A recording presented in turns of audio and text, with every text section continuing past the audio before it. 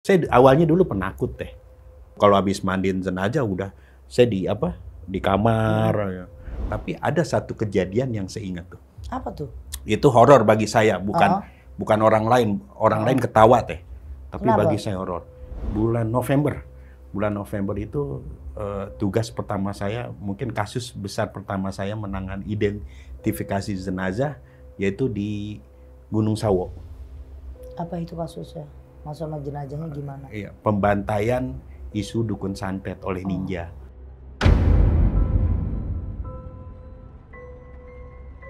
Wow. Itu ada 45 jenazah tergantung dan berserakan di Gunung Sawo. Unik nih teh, mungkin seumur hidup saya satu kasus diduga korban pembunuhan. Dia minta diotopsi. Dia kenapa nih tubuhnya ada memar-memar, luka-luka, dan itu nggak ada. Nah, harus internal kan? Itu kita belek. Ternyata di lambungnya dan di usus-ususnya itu ada potongan cutter.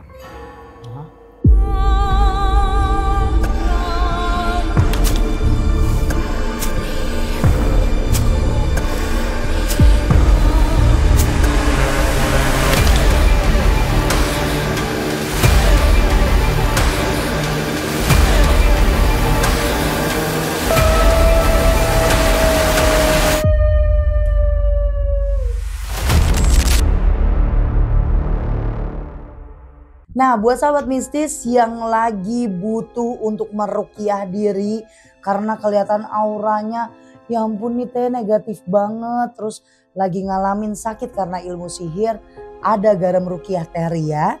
Di sini aku sudah membacakan beberapa surat dari Al-Quran yang dimana kandungannya untuk menangkal ilmu sihir, mengatasi kalian yang sedang mencari jodoh, auranya negatif.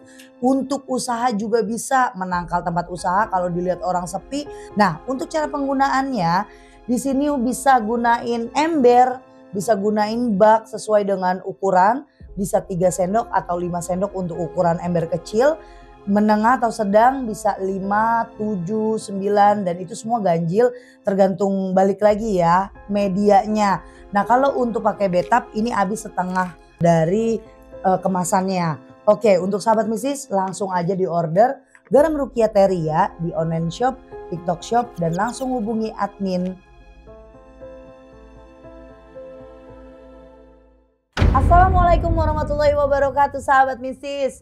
Kumaha Daramang, alhamdulillah, terima kasih lo selalu support channel YouTube Ria Puspita Official. Nah kalian semua itu apa ya bagian dari semangat aku karena komentar kalian buat kasih saran Teria collab sama ini, Teria bintang tamunya ini dong, ceritanya ini dong, bahas ini. Itu tuh sebuah apa ya support buat aku biar terus semangat.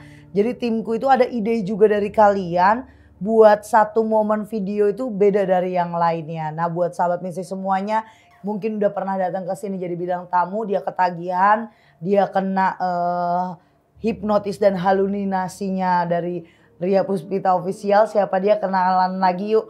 Ulang kenalannya sama anak setan, anak jin. Assalamualaikum. Waalaikumsalam. Coba kenalin namanya siapa bang, kali aja baru ada yang nonton nih. Oh iya. Namanya siapa, panggilannya siapa, tinggal di mana tuh Iya, lengkap. nama saya Chandra Chen. Chandra Sama Chen, iya. okay. Tinggal di Tanah Abang teh. Di Tanah Iya. Abang. Panggilannya? Anak jin. Oh, kalau ini anak jin, biasanya kalau kameramen saya satu doang, Iya. anak setan. Nah saya cuma nengok ke sini doang, set gitu. Biar dia tahu kalau di sini dia setannya. Oke, abang, kenapa mau datang lagi? Apa nggak bosan ngeliat muka saya? Ya datang lagi sih. Pertama mengucapin terima kasih teh. Waduh, kenapa tuh? Ingatkan cerita saya yang kemarin. Oke. Ya alhamdulillah udah ternetralisir tuh di situ. Alhamdulillah. Iya.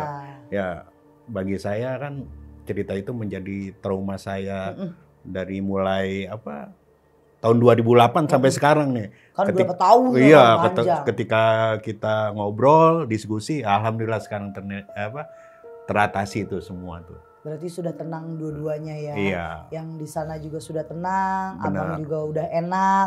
Ibaratnya jalurnya udah ketemu, benang Benar. merahnya udah ketemu, gak jadi benang kusut. Iya. Setidaknya pengalamanmu itu buat banyak orang terinspirasi kalau satu kejadian itu memang harus ada yang penengahnya di Iya, situ. benar. Karena kalau kita nyelesain masalah sendiri kadang-kadang jadi kusut. Karena nggak bisa mikir juga. Harus ada penengah yang dimana tengahnya ini nggak berpihak ke salah satu tapi dua-duanya. Kenapa kayak gitu? Saya menyampaikan apa yang almarhum mau. Saya juga menyampaikan apa yang dimaksud sama abang selama ini. Nah kalau kali ini datang ke rumah saya, ke studio saya, membawa cerita apa lagi? Ya, ini cerita tentang pengalaman saya aja ya gitu.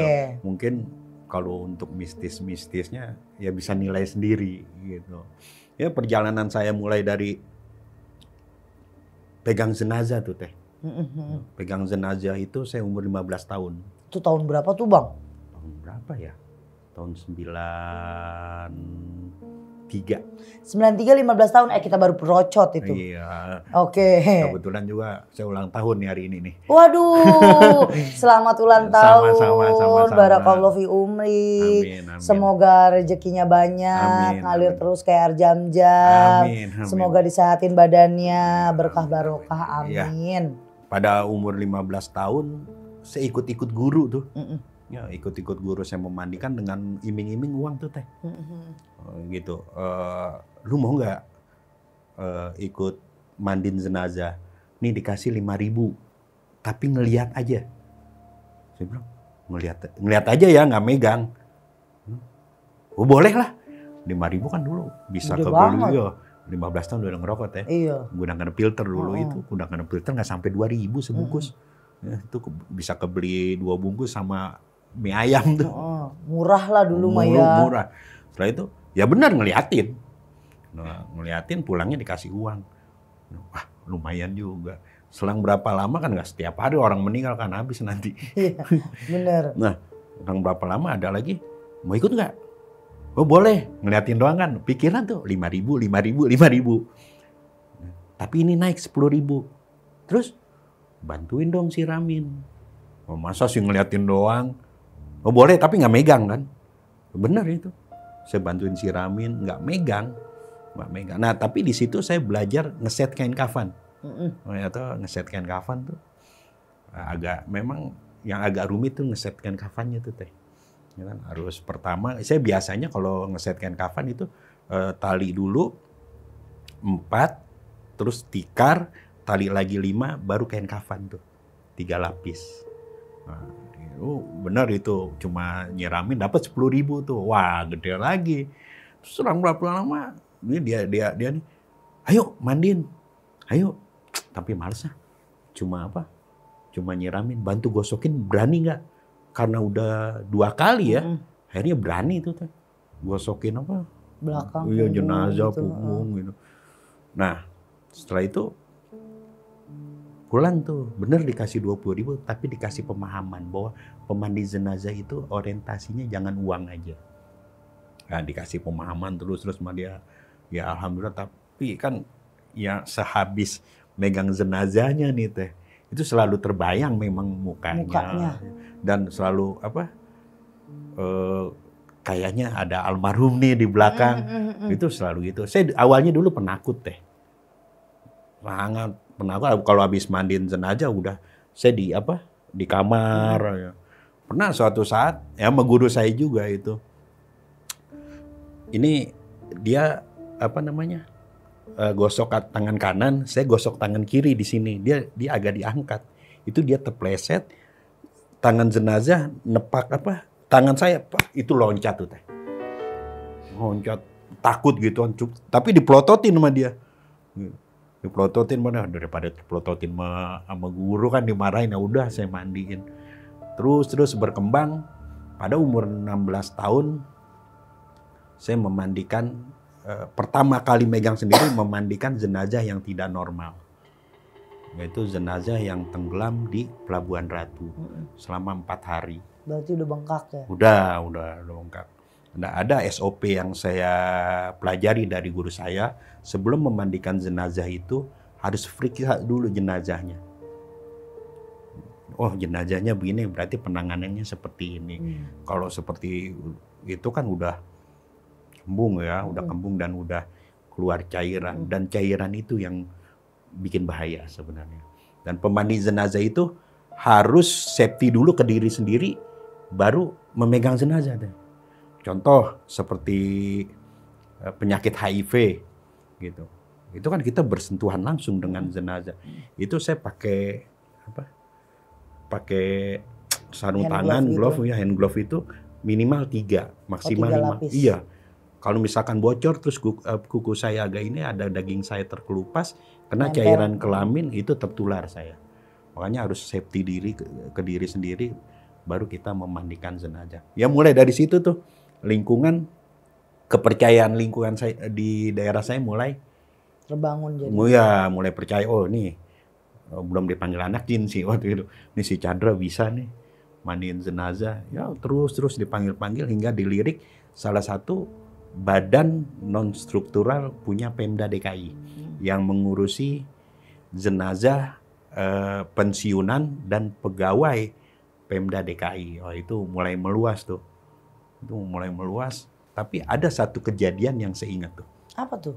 Itu horor bagi saya, bukan orang lain. Orang lain ketawa teh. Tapi Kenapa? bagi saya horor. Pada waktu itu tahun 99 atau 98 ya.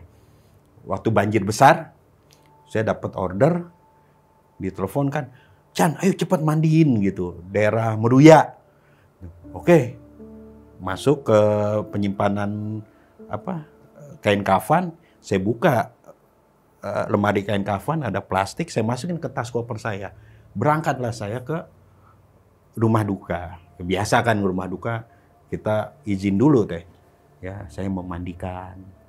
Terus boleh saya ngeset kain kafan? Oh silakan, saya bantu ya. Keluarga tuh banyak yang ikut, 5 orang tuh ada. Pas saya buka koper saya, ternyata yang saya buka bukan kain kafan teh. Apa? Ban dalam ambulan. Iya, itu horor bagi saya tapi lucu bagi orang lain. Ya iyalah. Muka saya itu merah tuh. Sampai ada keluarga yang bilang memang mentang-mentang banjir, katanya keluarga saya mau dihanyutin. Enggak Pak, saya salah Pak. Akhirnya telepon kan ke kantor minta bawain kain kafan lagi. Namanya Geboy itu. Fajar sih ya. Saya sebutnya Geboy. Saya telepon, Boy, bawain kain kafan Boy. Bukannya tadi bawa, gue salah bawa. Yang bukan kain kafan yang gue bawa. Habis apaan? Ban dalam. Dilalah dia nyebut ini. Itu ban dalam gue Chan, emang sengaja gue taruh situ. Saya bilang astagfirullah. Akhirnya dibawain lagi tuh. Oke. Iya, banyak tuh kejadian-kejadian lucu di mana? Di badan tersebut ya. Nah, tetapi setelah masuk di badan itu tadinya profesi ya, itu jadi hobi, itu jadi megang jenazah tuh hobi aja gitu. Bantu-bantu orang susah kan. Jadi ada kepuasan tersendiri ketika misalkan ketika orang kecelakaan. Kan dia misalnya ada pendarahan itu yang paling susah di kepala. Nah, itu bagaimana kita inisiatif kita harus bisa menghentikan pendarahan.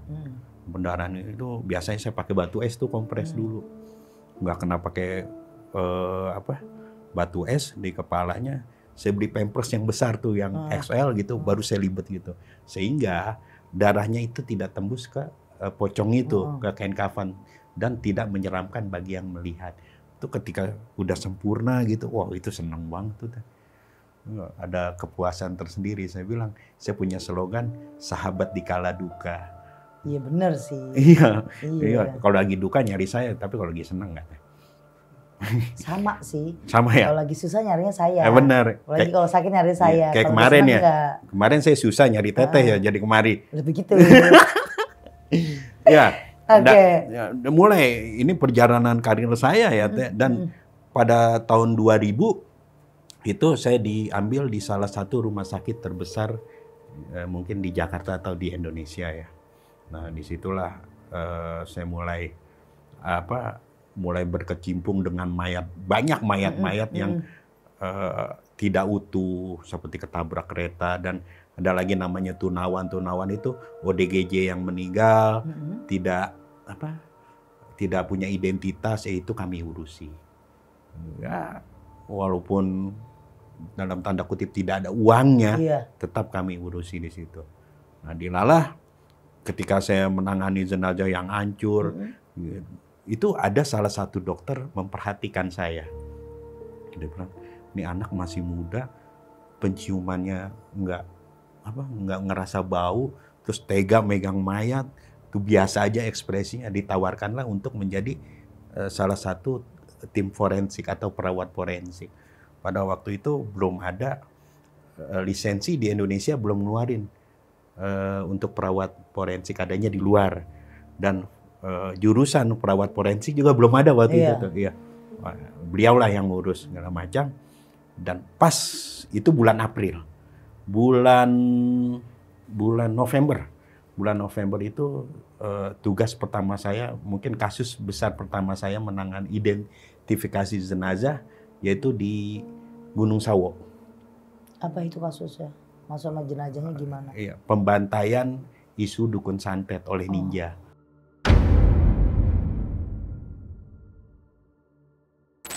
Itu ada 45 jenazah tergantung dan berserakan di Gunung Sawo.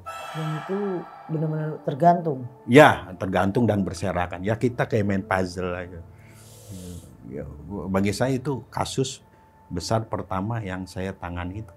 Baru umur jalan 21 lah. 20-21. Itu ada gangguan nggak Bang Chan? Gangguan sih nggak ada, cuman ada beberapa sekelebat ya. Di hari kedua kalau nggak salah. Itu kelebat kakek-kakek pakai sarung yang kotak-kotak tuh. Terus jalan tuh dia kan sebenarnya Gunung Sawo itu tebing di Cianjur Selatan, di Kecamatan Tanggeng tuh. Itu dia turun terus ke kiri, saya bilang ini jam malam-malam ngapain gitu kakek-kakek. Terus dia ke kiri terus hilang di situ. Nah, besok harinya saya bilang sama kawan saya bahwa begini. Dia bilang, oh halu. Saya dibilang halu. Tapi saya rasa penasaran saya besar kan. Saya ajak kawan saya. Terus, nah akhirnya saya ke kiri. Dan di tempat dia menghilang itu ada kerangka yang masih memakai sarung. Dan celana pangsi itu hitam. Saya bilang, Yan, tolong informasikan ke saya kan nggak SAR kan nggak search and rescue kan, hanya identifikasi sebenarnya karena rasa penasaran saya aja.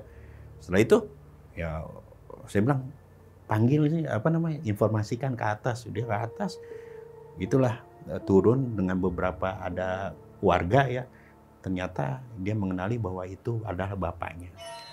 Dan informasi dari keluarga sendiri bahwa bapaknya ini bukan dukun santet, tetapi guru ngaji anak-anak.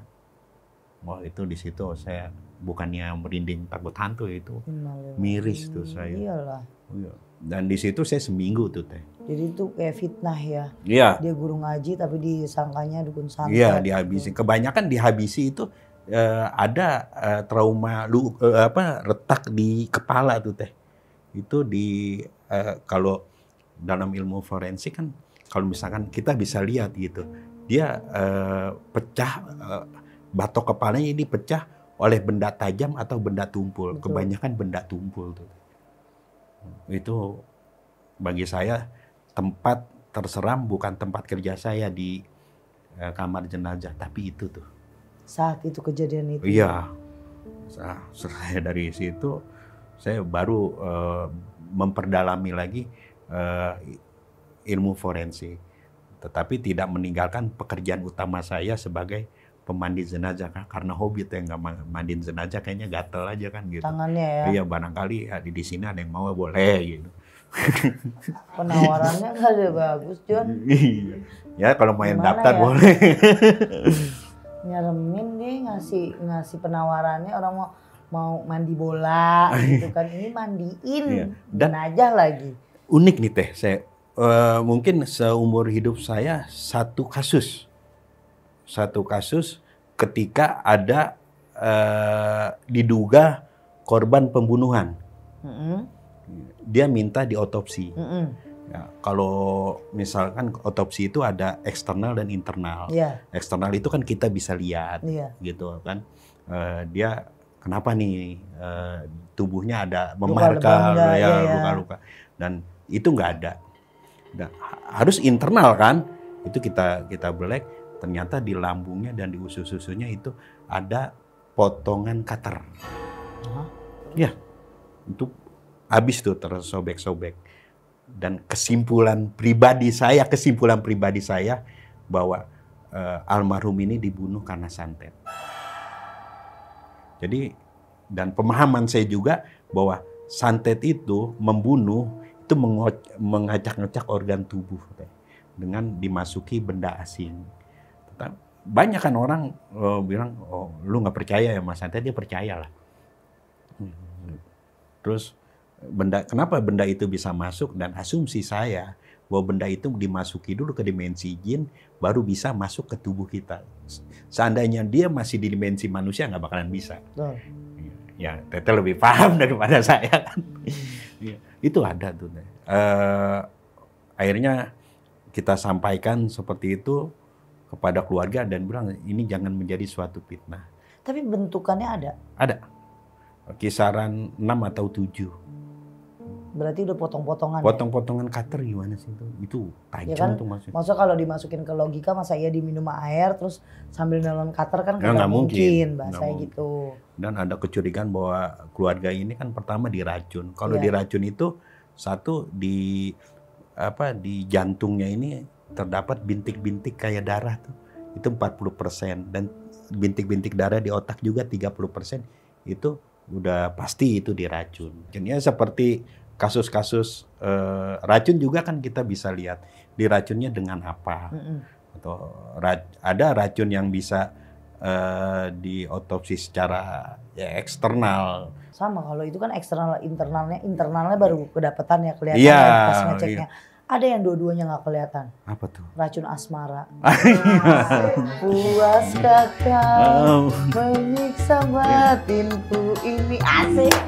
Lanjut serius banget saya tegang soalnya kalau situ ceritain bang. Kenapa emang? Kayak gitu, takutnya nih ntar dia nembak gua nih gitu. Gitu. Nih, dalam mana nembak lagi nih gitu. Nah itu kan kejadian setiap mayit itu kan beda-beda ya. Benar. Mau sakitnya atau dia meninggalnya kenapa? Pernah nggak sih dia sakit biasa aja, tapi nitipin pesen, Kente? Nitip pesen enggak teh. Pada waktu itu saya lagi duduk ya, ini kawan saya lewat pakai bajai, ternyata dia dada-dada. Iya, dia dada-dada, hei Chan, gitu dada-dada. Pas besoknya dengar pengumuman dia meninggal. Nah, kata kawan-kawan, wah itu dia pesen tuh mau pergi. Iya, pamit ya. Iya, paling gitu sih. Cuman ya saya bilang, saya selama memandikan jenazah dan di forensik, ketemu hantu, ya berbentuknya manusia teh. Yang kita bahas kemarin, itu 3 hari itu benar-benar tolol. Yang ibaratnya lo kagak paham kalau itu hantu. Sampai orang lain taunya ya lo ngobrol sendiri gitu ya bang. Iya. Maksudnya nggak ada yang seserem-serem ya kayak nggak ada palanya, apa nggak ada kakinya. Alhamdulillah belum pernah. Tapi yang bangun lagi ada. Jadi dia udah mati terus bangun? Iya, jadi ada salah satu tetangga ya teh, gitu. Saya lagi santai itu kira-kira jam 8 dipanggil loh, bang, bapak meninggal, tolong mandiin. Ya langsung kan saya bawa perlengkapan saya ke bawah. Saya bilang meninggalnya kapan? Saya cek dong, nadinya apa nggak ada. Semuanya nggak ada mata. Tapi ketika saya matanya apa? Pupilnya, saya lihat kayaknya masih ada cahaya kehidupan. Saya tanya meninggalnya kapan? Baru setengah jam. Nah itu saya nggak berani mandiin teh. Terus itu diapain sama bang? Keluarganya kan bersekarang udah dalam Islam itu lebih cepat lebih bagus.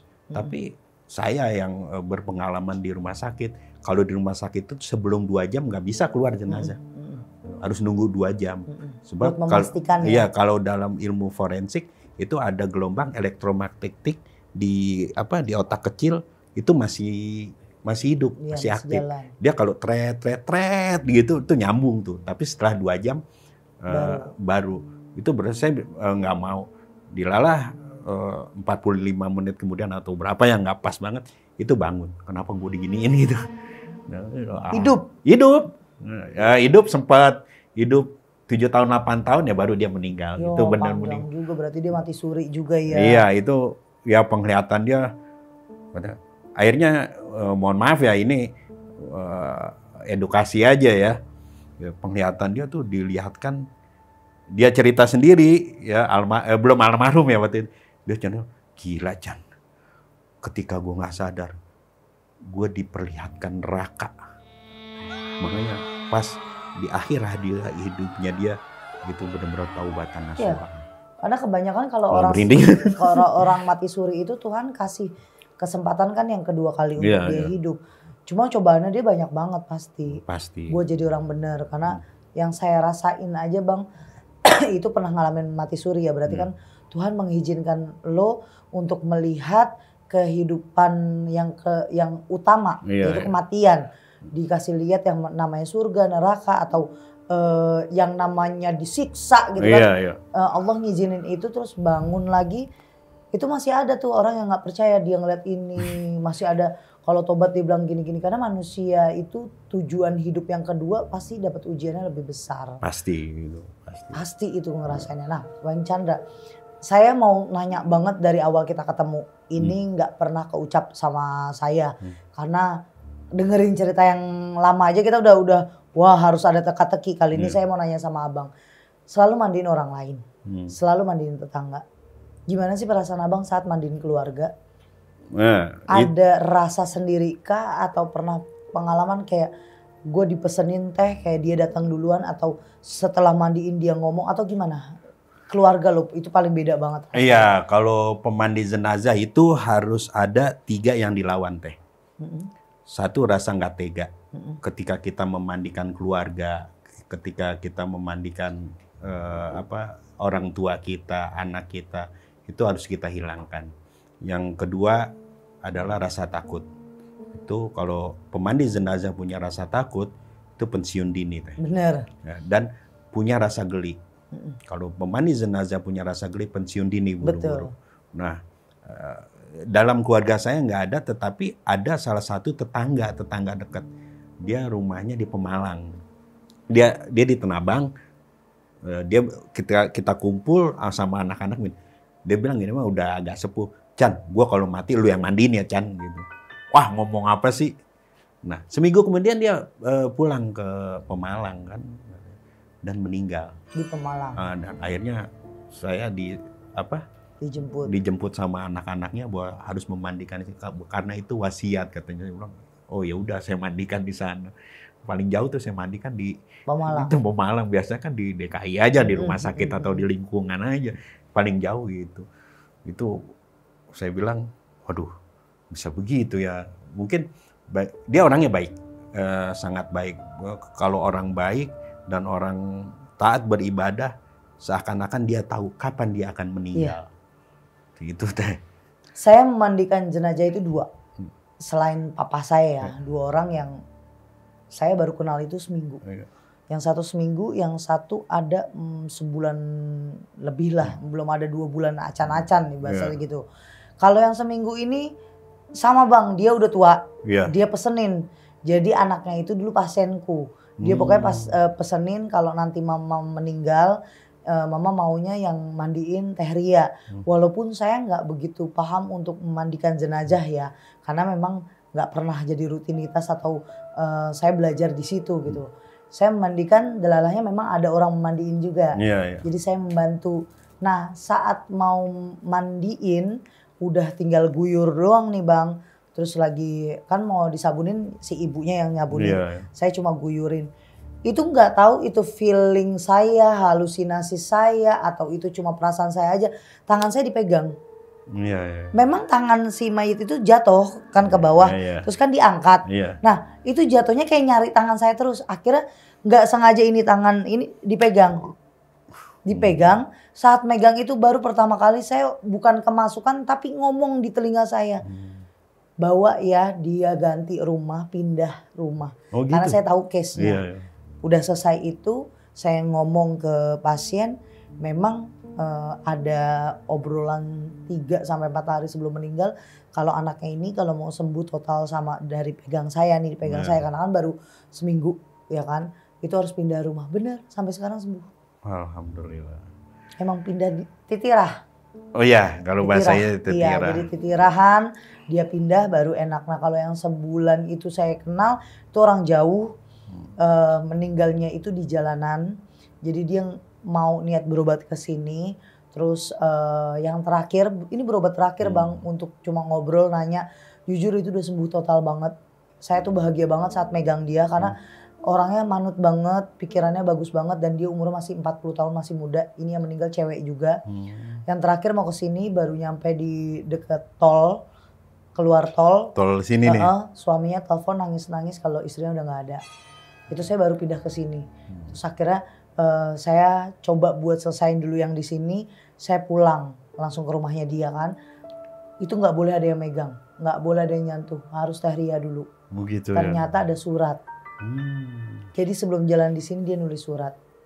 Nulis surat ditaruh di pakaiannya. Suaminya udah baca itu.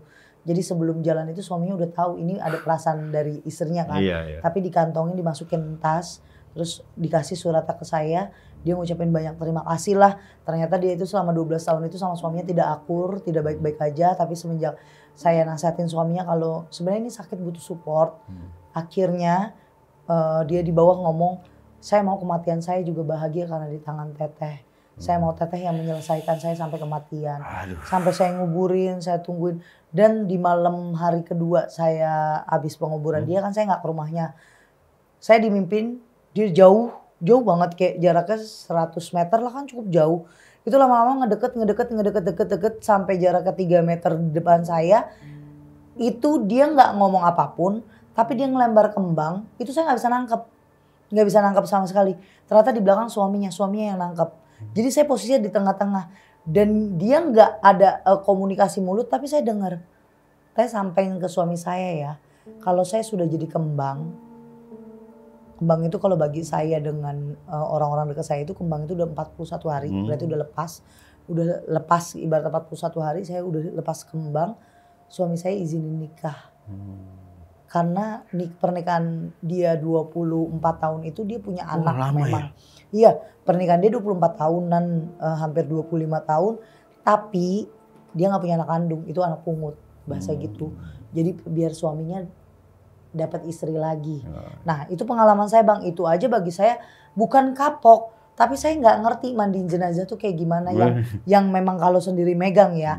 Nah kalau Bang Chandra sendiri nih, selain kita bahas Atikah saat di podcast pertama, jadi kalau buat sahabat mistis yang nggak tahu emang bener ya Bang Chan pernah dipanggil, Bang Chandra pernah dipanggil, anak jin udah pernah dipanggil.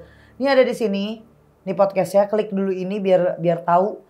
Jadi tahu kalau misalnya memang ini podcast yang kedua kali tapi membahasnya bukan yang itu lagi, yang lain. Selain almarhum Atikah, ada nggak sih jenazah lain yang coba buat interaksi sama Bang Chandra yang sampai akhirnya ketemu jalan keluarnya? Ya itu sih nggak ada, cuman ada beberapa jenazah itu saya berinteraksi ketika saya mengurusi jenazah ya. Seperti ada kesulitan. Mohon maaf ketika saya istinja atau apa namanya? Istinja tuh. Bahasa pembersihan itu ada 1 jam sampai 1,5 jam lah. Itu nggak berhenti, nggak bisa bersih. Dan akhirnya saya komunikasi dengan jenazah ya, kalau bisa ngobrol ya, kita ini ngobrol dan saya kumpulin anak-anaknya, saya minta doa sama anak-anaknya, setelah itu bisa bersih. Itu yang apa namanya, yang sulit. Tapi ada juga yang lebih menyulitkan ada teh, yaitu memandikan waria teh. Ya. Udah ganti kelamin kah? Ya, ada yang udah ganti kelamin, ada yang belum. Kan waria itu fitrahnya laki-laki ya kan. Harus dimandikan harus laki-laki. Kalau laki-laki doanya Allahumma firlahu warhamhu wa'afi wa'fu anhu. Kalau perempuan kan Allahumma gfir laha warhamha wa'afi wa'fu'anha. Kalau dia enggak tuh. Terus? Allahumma gfir lahi gitu teh. Iya. Iya, tapi enggak disiram teh. Nggak disiram. Terus? Dicelupin tangan kita sambil bilang gini, basah, basah, basah. Iya. Nggak ada. Bagi saya, ketika saya menangani kesulitan jenazah dan teratasi, itu kepuasan bagi saya. Seperti ada jenazah yang nggak lengkap gitu, karena terpotong-potong ketabrak kereta. Nah, itu kayak saya kayak main puzzle tuh teh, untuk menyatukan itu. Ketika dia sudah dikafankan, benar-benar sempurna atau sudah kalau non muslim ya dipakaikan jas baju itu seperti kawan saya Angel itu puas tuh teh. Iya. Itu. Memang ada kepuasan tersendiri ya. Iya. Di suatu passionnya. Ya, makanya kalau orang lain bilang pekerjaan saya bla bla bla bla, saya nggak peduli. Iya. Karena kalau Tuhan udah kasih saya di sini ya udah. Dan orang nggak pernah tahu, orang itu nggak tahu jadi saya kayak gimana, jadi keluarga saya kayak gimana, orang nggak pernah ngalamin jadi saya gimana, jadi Bang Chandra gimana. Iya. Kalau orang lain mandang orang lain buruk, apalagi belum kenal, cuma melihat kaca dari covernya aja, covernya aja, dari depannya aja, terus menyamaratakan semua otaknya dia tentang keburukan. Kayak contoh, dukun itu kalau nggak cabul penipu. Iya. Nah saya mau cabulin sape, laki-laki saya cabulin. Kadang-kadang tuh orang-orang kan kalau ngomong ada aja. Ada yang berjas ya. Maksudnya saya gini, semua orang di luar sana nggak bisa disamaratain. Iya. Kalau disamaratain otaknya kalian yang berarti nggak bisa dipisah-pisahin. Kalau emang itu pendapat kalian, saya aja nggak pernah bilang yang jelek-jelek tentang orang lain. Jadi kalau kayak Bang Chandra dinilai orang wah begini-begini, kayaknya orang nggak tahu aja ya tugasnya tukang mandi jenazah kayak gimana. Iya. Kadang-kadang netizen juga ada yang bilang begini, kok Bang Chandra banyak amat kisahnya gitu. Ya, saya selama 30 tahun ya yang bilang begitu ikut aja 2 hari 2 malam. Iya, karena saya. Mereka nggak ngerasain. Iya. Kayak saya bawain cerita, kadang-kadang kan ada cerita dari pasien. Iya. Nah, lu kagak tahu aja tiap hari gue megang orang tuh dengan cerita yang macem-macem. Nah, saya gitu. Dan kalau misalnya Bang Chandra, saya ya emang bener lu banyak pasti Bang untuk cerita. Ya sekarang orang ketabrak ya, kayak awal cerita Abang kalau ngelihat orang habis mandiin takut. Saya dulu pernah kecil, tetangga saya itu meninggal, udah nenek. Terus kata mak saya jangan ngikutin, udah di rumah, karena kan kita satu gang gitu. Isengnya anak kecil ini, gue ngelongo di kain. Karena rasa penasarannya tinggi kan. Pas ngelihat itu mukanya sampai malam kita rasa kayaknya ngelihat mulu. Pasti ada kebayang. Kayak kena sawan gitu. Iya. Nah itu saya sembuhnya dari nenek saya. Dikasih air, diusap muka, diminumin, baru saya nggak ngebayang-bayang. Ya kalau saya untuk menetrasi, saya konsultasi sama guru saya kan. Gitu. Ini cara mengatasi rasa takut. Ini cara mengatasi jin-jin yang tidak bertanggung jawab. Ya gitu sih teh, nggak ada pikiran gitu. Orang-orang, wah ini Bang Chandra selalu, anak jin selalu punya pengalaman mistis nih gitu selama memandikan gitu. Yang nggak setiap memandikan atau otopsi mengalami hal-hal mistis juga. Enggak. Kadang tenang-tenang aja ya, sama kok. Aman-aman Kita aja. Beda tipis aja Bang, kalau Abang mungkin mengalaminya itu di jenazah ya. Iya. Kalau saya nggak selalu dan selamanya orang datang ke tempat saya itu konsultasi masalah penyakit. Kadang mereka datang ke tempat saya itu karena butuh teman cerita. Jadi kalau ada orang yang ngomong gini, terlalu menyinggung sama pekerjaan saya, dia belokin kayak semuanya lu santet. Datang makanya ngobrol biar tahu. Kalau orang yang datang ke sini itu nggak selalu melulu karena dia non medis. Nah, ya, gini gitu. Teh. Ini masalah santet yang ketika saya saya otopsi itu. Nah, di situ timbul juga pendapat saya bahwa untuk penyembuhan santet itu diperlukan non medis dan medis. Iya betul. Tidak hanya satu itu wah parah kalau satu aja kan, karena organ tubuhnya udah diacak-acak di dalam. Karena kebanyakan yang datang ke saya itu saya harus diliatin dulu dia beneran udah ke dokter belum, beneran nggak didiagnosa sama dokter apa, bener nggak kalau nggak ada diagnosanya apa. Kalau sekarang lebih ribet lagi ke saya. Kenapa saya nggak mau yang datang ke tempat saya itu cuma pengen diisi pakai kodam-kodam, pengen minta belajar ilmu sama saya. Makanya banyak banget case-case yang nggak saya tanggepin. Karena bagi saya bukan saya tidak mau dan sombong ketemu sama orang. Kebanyakan mereka-mereka yang datang ke sini dengan minta kodam, kayak ibarat cek kodam, terus pengen minta pengisian di badan, itu ujung-ujungnya dia juga yang fitnah saya. Padahal kita tolak. Kita tolak, kita nggak mau gitu. Yang datang-datang ngobrol oke, tapi untuk mengiyakan apa yang dia mau itu udah ditolak. Nah, makasih banget Bang Chandra untuk waktunya, buat sahabat misi semuanya yang punya profesi seperti Bang Chandra. Kalian profesi yang paling mulia, karena mengurusi jenazah itu ada hukum timbal baliknya nanti. Kalian harus tahu, kakek saya itu satu-satunya dulu di daerah rumah saya yang selalu menadahkan mayit-mayit yang tidak sempurna, kayak di kafannya darah terus hancur, tuh kakek saya selalu mengadahkan itu, menerima dan mau buat masukin ke liang kubur, karena kebanyakan kan pada takut, jijik dan lain-lain ya. Tapi yang saya lihat saat kematian kakek saya sangat wangi, cepat diurus, banyak orang yang mau ngurusin. Sama kayak almarhum om saya, COVID.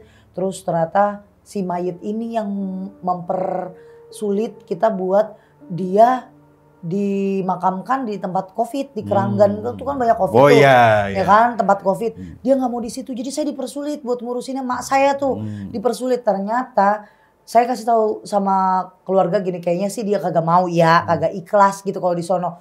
Terus emak saya kepikiran buat ya udah gini aja, udah lu gua bawa ke Cipete ya, lu jangan nyusahin kakak lu di sini. Bener, dia ditumpuk sama bapaknya, ibarat kakek saya, om saya, itu lancar banget.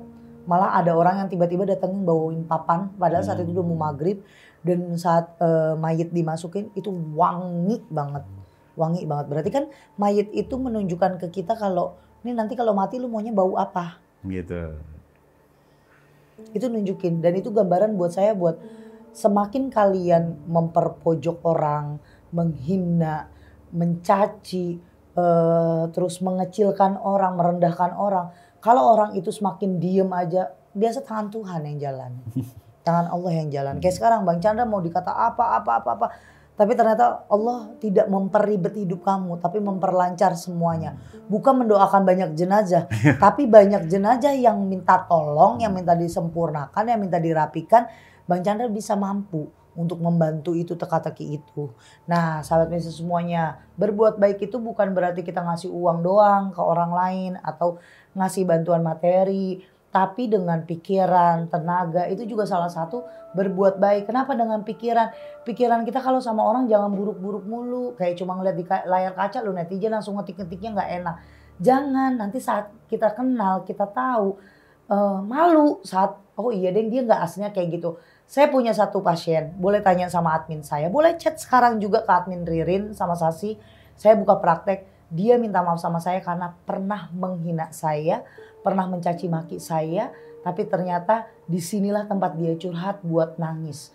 Jadi kalau kalian mikirnya ke dukun-dukun yang di sana yang cabul, yang jolim, yang nipu, ya itu jangan disamaratakan ke semuanya ya. Apalagi saya nggak pernah mau buat di sini praktek saya ada anak murid, buat sekolah jadi duksiau, nggak ada. Di sini ria, ya udah yang mau konsultasi cerita sama saya. Kalau memang saya bisa bantu untuk mengeluarkan masalah kalian, menjembatani masalah kalian, membantu kalian, saya akan membantu semampu dan sebisa saya. Karena apa? Semua tangan ini hanya kehendak di atas.